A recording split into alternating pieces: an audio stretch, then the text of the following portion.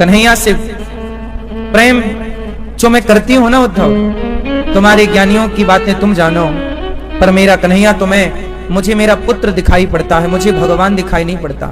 देखो जरा, भगवान को देखने की दृष्टि है ये। यशोदा ने किस रूप में देखा कन्हैया को? जोर से, पुत्र। गोपियों ने किस रूप में देखा? पति। ग्वाल वालों ने किस रूप में देखा? मित्र। द्रौपदी ने किस रूप में देखा? भाई। अर्जुन ने किस रूप में देखा? सखा।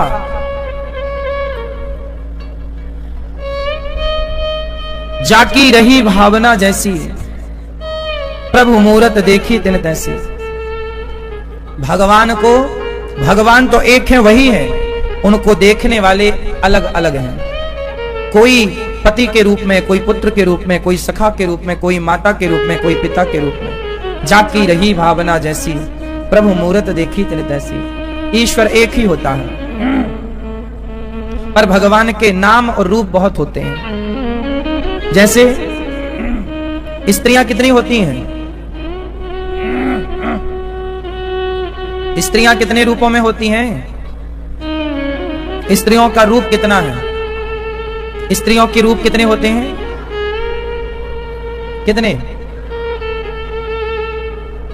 स्त्रियों के 4 रूप होते हैं, 5वां कोई रूप नहीं होता। स्त्रियों के 4 रूप होते हैं: बेटी, पत्नी, बहन और मां।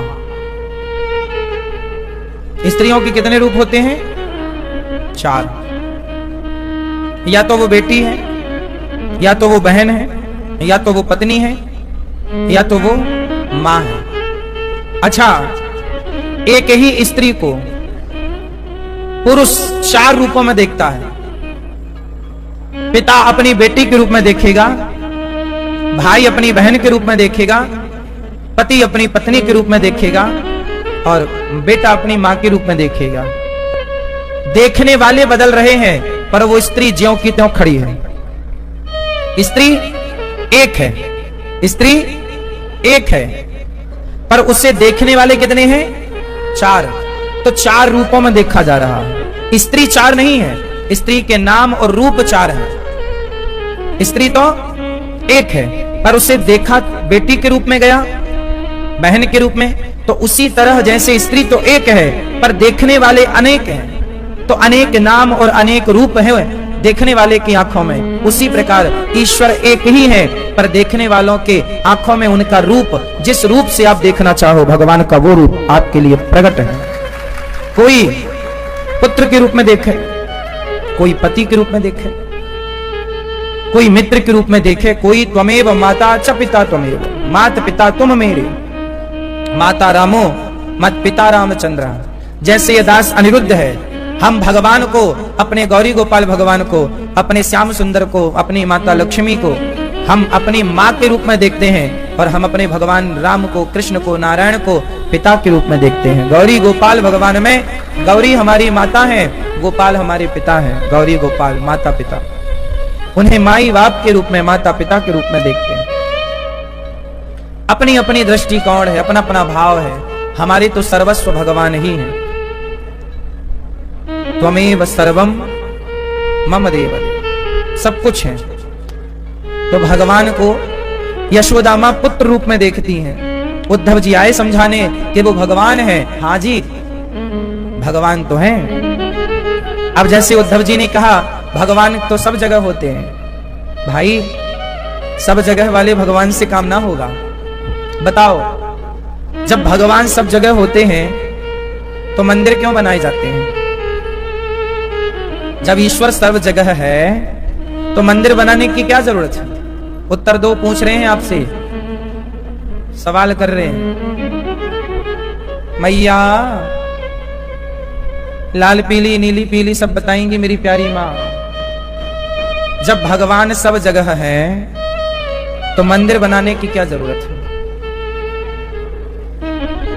उत्तर दो आप, गुलाबी मैया।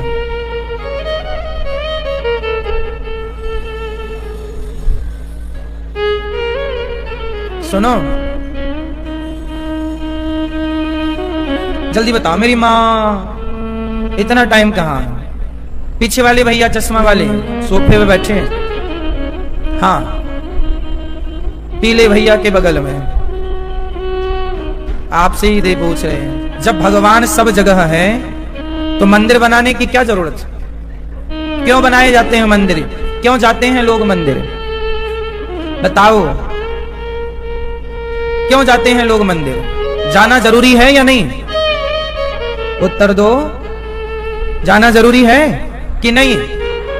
तो जब भगवान सब जगह है तो फिर मंदिर क्यों जाना जरूरी है? सब जगह तो है, कहीं से भी प्रणाम कर लो, कहीं से भी नमस्कार कर लो, मंदिर ही क्यों जाना है? उत्तर दो आप। किस किस को आता है उसका उत्तर इसका? बाकी लोगों को नहीं आता तो सुनो, भगवान सब जगह होते हैं, हरि व्यापक सर्वत्र समाना। भगवान तो जोर से सब जगह है, तो फिर मंदिर बनाने की क्या जरूरत है? फिर मंदिर जाने की क्या जरूरत है? भाई भगवान तो सब जगह है तो मंदिर क्यों जाएं? जैसे हवा तो सब जगह है, हवा तो सब जगह है, पर जब गर्मी लगती है तो कूलर के सामने जाना पड़ता है कि नहीं? एसी चालू करनी पड़ती है कि नहीं? हवा तो सब जगह है, पर एसी की हवा में एक अलग ठंडक है। क्या है? ठंडक है। हवा तो सब जगह है, पर कूलर की हवा में एक अपना एक शीतलता है, ठंडक है। हवा तो सब जगह है, पर पीपल की छांव की हवा ठंडी है। धूप की हवा गर्म है, नीम की, वट की, पीपल की, आम की छांव की हवा क्यों जी सही है? ठंडी होती है छांव की हवा या गर्म? जबकि धूप की हवा, हवा तो सब जगह है, पर जब गर्मी लगती है तो सब जगह की हवा काम नहीं करती, कूलर और एसी की हवा काम करती है। उसी प्रकार भगवान तो सब जगह है, परंतु मंदिर में भगवान कूलर और एसी की तरह हृदय को ठंडक पहुंचाने वाले हैं। मंदिर के भगवान तो एसी की तरह मन को ठंडक पहुंचाने वाले हैं। भगवान तो सब जगह हैं, पर भगवान की विशेष एनर्जी, विशेषता वहां है मंदिर में। मंदिर में भगवान का जो स्वरूप है, भगवान का विग्रह है, उस रूप में एक विशेषता होती है। सारे भक्तों ने उसे अपने चित्त में बसाया है। भक्तों के भाव ने, भक्तों के प्रेम ने उस विग्रह में प्राण प्रतिष्ठा कर रखी है। वो ईश्वर जो मंदिर में होते हैं ना, वो एक विशेष पॉजिटिविटी से भरे हुए होते हैं, एक सकारात्मकता। आप देख लो, मंदिर में जाने से एक अपने आप आपको शांति का अनुभव होता है, एक अपनापन सा महसूस होता है। मंदिर कोई क्यों जाता है? कुछ ना मिलता तो मंदिर जाते ही क्यों? मंदिर ध्यान का केंद्र है, इसलिए मंदिर का शिखर होता है। क्यों होता है? बोलो भाई, ये बताओ, आपके मोबाइल में टावर मिलता है ना, नेटवर्क, तो नेटवर्क के बहुत बड़े नेटवर्क वो टावर गड़े हैं कि नहीं, लगे हैं कि नहीं, ऊंचे ऊंचे बड़ी टावर ऊंचे पे लगते हैं कि नीचे पे लगता है? क्यों लगता है? ताकि वो सैटेलाइट से कनेक्ट रहे और वो नेटवर्क लेकर और आपके मोबाइलों तक पहुंचाए। यही तो उसका काम है। वो सैटेलाइट से नेटवर्क लेता है और लेकर के उसे आप तक पहुंचाता है। बोलो हाँ, ऊंचे में होता है ना। इसलिए हमारे जितने प्राचीन मंदिर हैं, सबका शिखर ऊंचा है, क्योंकि ऊंचे में नेटवर्क मिलता है। परमात्मा का भी ऊपर तो स्काई में, आकाश में ईश्वर की पॉजिटिविटी का नेटवर्क तो है। जब उस मंदिर के नीचे बैठते हैं तो वह नेटवर्क पॉजिटिविटी का आपके भीतर प्रवेश कर जाता है और आप पॉजिटिविटी से भर जाते हैं। जैसे मोबाइल में सिग्नल मिलता है, ऐसे मंदिर का वाइब्रेशन भी तो आप तक पहुंचता है या नहीं? पॉजिटिविटी पहुंचती। विज्ञान समझा रहा हूं मैं आपको। हमारे ऋषि मुनियों ने बहुत गहन चिंतन किया है मंदिरों पर, इसलिए मंदिर का शिखर ऊंचा होता है, ध्वजा होता है, गुम्बज होता है। ऊपर आपने ध्यान दिया होगा, तो सोने के कलश होते थे पहले मंदिरों में, अब पीतल के होते हैं। क्या है ये पीतल का कलश, सोने का कलश? क्या है सोने में गुण? जितने भी ट्रांसफार्म होते हैं ना, इनमें सोना तांबा प्रयोग में होता है। तांबे के तार होते हैं। आपके घर में जो वायर होता है वो तांबे का होता है। अधिकांश वायर में जो तार होते हैं वो काहे के होते हैं? तांबे के, कॉपर के होते हैं ना। हमारी ऋषि मुनियों ने इन सब धातुओं पर पहले रिसर्च किया। ये सारी चीजें, सोना, ये सब एनर्जी को आपने देखा होगा बड़े बड़े मंदिरों में, बड़ी बड़ी बिल्डिंगों में, अब नई बिल्डिंगों में एक चीज लगाई जाती है, पता है? ऊपर एक अर्थिंग लगाया जाता है, बिल्डिंग के ऊपर एक तार लगाया जाता है, वो जमीन के अंदर कनेक्ट होता है। जैसे बिजली गिरती है ना, बरसात में कड़कता है, तो उससे बिल्डिंगें डैमेज ना हो, यदि वो बिजली गिरी तो तुरंत वो नीचे पहुंचा देगी उस पावर को, उस एनर्जी को। हाँ या ना? हाँ या ना? कितना प्रेम करते हैं ना भगवान से। अच्छा बताओ, आप में से कितने लोग अपने बच्चों से प्रेम करते हैं? अपने पति से प्रेम करते हो, अपनी पत्नी से प्रेम करते हो, परिवार से, व्यापार से? कितने लोग प्रेम करते हो? हाथ उठाओ। आप लोग कह रहे हैं हम भगवान से भी प्रेम करते हैं और परिवार से भी प्रेम करते हैं। आप समझे नहीं, प्रेम एक से ही हो सकता है मेरी मां, दो से कहां होगा? यदि दो से प्रेम है तो ना वो इससे है, ना वो उससे है, ना वो घर का है, ना वो घाट का है। प्रेम एक से। प्रेम किससे? केवल भगवान से। अच्छा, आप सच मानो ना मानो, पर आप सब लोग प्रेम भगवान से ही करते हो, और आप अपने पति से, अपने बच्चों से प्रेम नहीं करते। जिसे आप प्रेम कहते हैं वो आपका मोह है, वो आपका राग है। क्या है वो आपका? मोह। जिसे आप प्रेम नाम दे रहे हैं वो आपका प्रेम नहीं है, वो आपका मोह है। मेरे बेटे से मेरा मोह है, लेकिन हमें ऐसा लगता है कि हम प्यार कर रहे हैं, वो प्रेम है ही नहीं। कोई भी मां अपने बेटे से प्रेम नहीं करती, मोह करती है।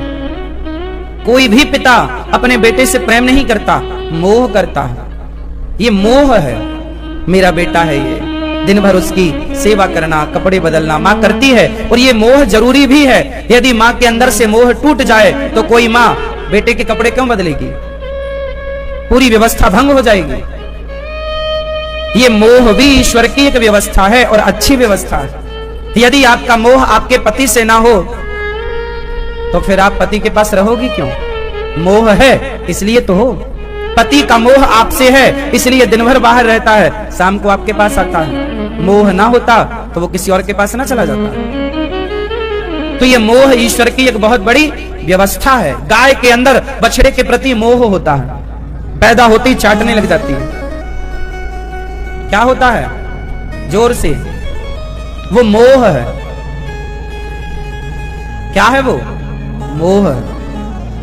मोह अलग होता है और प्रेम अलग होता है। तो संसार से हमारा, जैसे दुकान से हमारा मोह है, पैसों से हमारा मोह है, इसलिए तो कहते हैं ये मोह ममता छोड़ो। एक टाइम तक तो अच्छी है ये मोह ममता, बच्चों को पढ़ा लिखा दिया, सेल्फ डिपेंड बना दिया, अब मोह ममता कम कर लो। आप में से कोई भी अपने बच्चों से प्रेम करता ही नहीं, आप लोग समझते ही नहीं, आप करते हैं मोह। और प्रेम किससे होता है? अच्छा ये बताओ, सच्ची बताना, आप अपने बेटों से, जो बेटों को आप सेवा करते हो, तो बेटों से बदले में कुछ चाहते हो या नहीं? बच्चों से कुछ चाहते हो या नहीं? उत्तर दो। माँ बाप अपने बच्चों से कुछ चाहते हैं या नहीं सेवा के बदले? हाँ या ना? जोर से क्यों नहीं बोलो मेरी माँ? हाँ, चाहते हैं। क्या? कि जैसे हम इसकी सेवा कर रहे हैं, ये भी बड़ा होकर हमारी। माँ बाप का एक स्वार्थ तो होता ही है, और संसार में ऐसा कोई नहीं है जिसका कोई ना कोई स्वार्थ ना हो। बिना स्वार्थ के कोई आपकी तरफ देखेगा क्यों? अच्छा ये बताओ, मलमूत्र पड़ा है रास्ते में, क्या आप उसकी तरफ देखते हैं? उत्तर दो। लेकिन तभी आपका सोने का हार गले से निकले और जाके मलमूत्र में जाके गिर जाए, फिर क्या करेंगे आप? छोड़ देंगे? सच्ची बताओ क्या करेंगे? इसका मतलब है यदि मलमूत्र से भी आपका कोई स्वार्थ है तो आप उसे भी देखेंगे, उसे भी छुएंगे। स्वार्थ है तो छुएंगे और स्वार्थ नहीं है तो उसकी तरफ देखेंगे नहीं। इसका मतलब दुनिया जिस ओर देख रही है जरूर उस ओर का कोई ना कोई स्वार्थ है। बिना स्वार्थ के आदमी देखता कहां? स्वार्थ लाग करें सब प्रीति, सुर नर मुनि जन की यह। तो जहां स्वार्थ है, बच्चों का स्वार्थ माँ बाप से होता है कि माँ बाप की संपत्ति मिलेगी, माँ बाप हमें पढ़ाएंगे लिखाएंगे, कपड़े पहनाएंगे, हमारे लिए खिलौने लाएंगे, हमारे लिए टॉफी लाएंगे, आइसक्रीम लाएंगे। ये बच्चों का स्वार्थ होता है। माँ का भी स्वार्थ होता है, बड़ा होकर मेरी सेवा करेगा। तो संसार में जो आपसे जुड़ा है उसका कोई ना कोई स्वार्थ आपसे है, और जहां किसी ना किसी प्रकार का स्वार्थ है वो मोह है। जहां जुड़ाव किससे है? स्वार्थ के कारण, वो मोह है। और जहां कोई स्वार्थ ना हो, हमें भगवान से क्या चाहिए? सुदामा जी इतने गरीब थे, खाने को रोटियां नहीं, फिर भी कृष्ण कृष्ण जप रहे हैं। बताओ सुदामा को कोई स्वार्थ था क्या कृष्ण से? कुछ चाहिए था क्या? 4 मुट्ठी चावल लेकर गए थे, चिवड़ा लेकर गए थे, देने के लिए, लेने के लिए नहीं गए। सुदामा निःस्वा, गोपियां कृष्ण के लिए रोती हैं, उनका नाम जपती हैं। क्या स्वार्थ है? स्वार्थ संसार से होता है, इसलिए वो मोह होता है। स्वार्थ ईश्वर से नहीं होता, इसलिए वो प्रेम होता है। जहां स्वार्थ ना हो वो प्रेम है, जहां स्वार्थ हो वो प्रेम नहीं है, वो मोह है। समझ में आई? वो क्या है? प्रेम कैसा है कि हम कृष्ण का नाम तो जप रहे हैं, ये साधु संत हमारे देश में बेचारे पेड़ के नीचे बैठे हैं, ना तो इन्होंने शादी कराई, चाहते तो शादी करा लेते, आप लोगों की तरह जिंदगी एंजॉय करते आनंद से। बड़े बड़े बाल बढ़ा रखे हैं, इतनी गर्मियों में उन बालों को धुल भी नहीं पाते। सर्दियों में इतने बड़े बाल धुलेंगे तो 4 घंटा सूखने में लगेगा, तब तक सर्दी बैठ जाएगी। आप स्त्रियां तो जानती होंगी बाल धुलना कितना कठिन काम है, वो भी सर्दियों में, जनवरी में। और वो साधुओं का सोचो जिनके सिर पे जटाएं बनी है। ये जटाएं काहे के लिए बनाए हैं? कोई आप लोगों को रिझाने के लिए छोड़ी हैं? ये संतों का त्याग, ना तो शादी कराई, ना तो उन्होंने अपने लिए कोई बढ़िया कपड़े पहने, ना तो अपने लिए कोई घर बनाया, ना तो अपनी कोई कुछ व्यवस्थाएं करी। पेड़ के छांव में बैठे बैठे राम राम कृष्ण कृष्ण जप रहे हैं, रो रहे हैं। किसके लिए? भगवान के लिए। बताइए, प्रेम तो ये है ना कि हम आपके लिए सब छोड़ के पेड़ की छांव में बैठ के भगवान का केवल स्मरण है, कुछ नहीं है। ये प्रेम है। ये भगवान से क्या है? ये प्रेम है। भगवान के लिए रोना, भगवान को याद करना, और उसके बदले में चाहते क्या है? क्या चाहते हैं? कुछ नहीं, कुछ नहीं। आपसे आप मिल जाओ, और क्या चाहिए?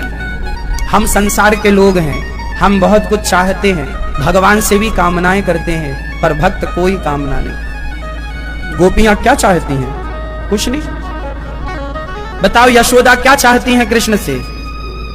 वो कृष्ण को चाहती हैं, कृष्ण से नहीं चाहती। गोपियां कृष्ण को चाहती हैं, कृष्ण से नहीं चाहती। भक्त कृष्ण को, भक्त भगवान को चाहता है, भगवान से नहीं चाहता। पर आजकल लोग भगवान को नहीं चाहते, भगवान से ही चाहते हैं। भगवान ये दे दो, ये दे दो, ये दे दो, ये दे दो। मंदिर जाते हैं लोग तो लिस्ट तैयार कर लेते हैं, ये मांग लेंगे, सब मांग लें। पड़ोसन और कह देती है हमारे लिए भी मांग लेना। तो भगवान के मंदिर भी लोग क्यों जा रहे हैं? स्वार्थ लेकर। स्वार्थ ना हो तो कोई मंदिर भी ना जाए। ये बात सही है? सोचिए, इतना स्वार्थ आज हावी हो गया है कि भगवान की उपासना भी लोग बिना स्वार्थ के, यही तुम्हारा जरूरत से ज्यादा स्वार्थ। अच्छा, इच्छाएं होना गलत नहीं है। मैंने एक दिन बोला कथा में आपके लिए कि जरूरतें होना बुरा नहीं है, जरूरतें तो होनी चाहिए। हमारी जरूरत क्या है? रोटी कपड़ा मकान शिक्षा राम इतना दीजिए जामे कुटुंब समाए, मैं भी भूखा ना रहूं साधु ना भूखा जाए। ये जरूरतें हैं और भगवान करें जरूरतें सबकी पूरी हो। आपका मकान हो, आपके पास कपड़े हो, आप बच्चों को पढ़ा सकें, आपके द्वार पर कोई आ जाए तो पेट भर खिला सके, ये आपकी जरूरतें हैं, ये सबके घर होनी चाहिए। तो जरूरतें पूरी करो पर इच्छाओं के पीछे मत भागो। इच्छाएं ना तुम्हारे बाप दादों की पूरी हो सकी ना तुम्हारी हो सकेंगी। चलो बताओ, सही बताओ, जरूरतें पूरी हो जाती हैं या इच्छाएं पूरी हो जाती हैं? क्या पूरी हो जाती हैं जीवन में? क्या क्या? हमारी जरूरतें तो पूरी हो सकती हैं, हाँ या ना, परंतु हमारी इच्छाएं पूरी नहीं हो सकती। इसलिए जरूरतें पूरी कर लो मेरी माँ, इच्छाओं के पीछे ना भागो। और सच बताना, आज का व्यक्ति किसके पीछे भाग रहा है, जरूरतों के या इच्छाओं के? इसलिए वो परेशान है, ना वो हंस पा रहा है, ना परिवार को समय दे पा रहा है, भागता भागता मर जाता है, धन धन करते हो जाता है निधन। क्योंकि जिसकी जरूरतें हैं, जरूरतों के लिए भागे तो अच्छा है। तो भगवान की शरण में भी आज लोग इच्छाएं लेकर जाते हैं। जरूरत है तो मांगो, हे विधाता, हे गिरधर गोपाल, हमारे घर में रोटी नहीं है, ये आपकी जरूरत है तो बिल्कुल मांगो। हे प्रभु, हमारी रोटी नहीं है, आप कृपा भगवान देंगे। सबके देते हैं और भगवान ही सबकी रोटियां दे रहे हैं। एक सज्जन हमसे बोला, महाराज जी क्या तुम्हारे भगवान खाने को देंगे? क्या तुम्हारी राधा रानी तुम्हारे श्याम सुंदर खाने को देंगे? हमने कहा कि जब तुम अपनी माँ के पेट में थे तब तुम्हारा बाप खाने को देता था क्या? जब तुम अपनी माँ के पेट में थे तो कौन खाना देता था? तुम्हारा बाप जाता था रोटी लेके, तब तो भगवान ही ना पूरा करते थे। उस समय तुम अपने इस मुंह से नहीं खाते थे, माँ के शरीर से, नाभि से नरा जुड़ा होता है, नाभि के द्वारा हमारे पेट में वो माँ का खाया पिया चला जाता है। हाँ, जैसे ईश्वर ने माँ के पेट में मरने नहीं दिया भूखा, वो जगत में क्या भूखा मरने देगा? तुम भरोसा करो तो सही।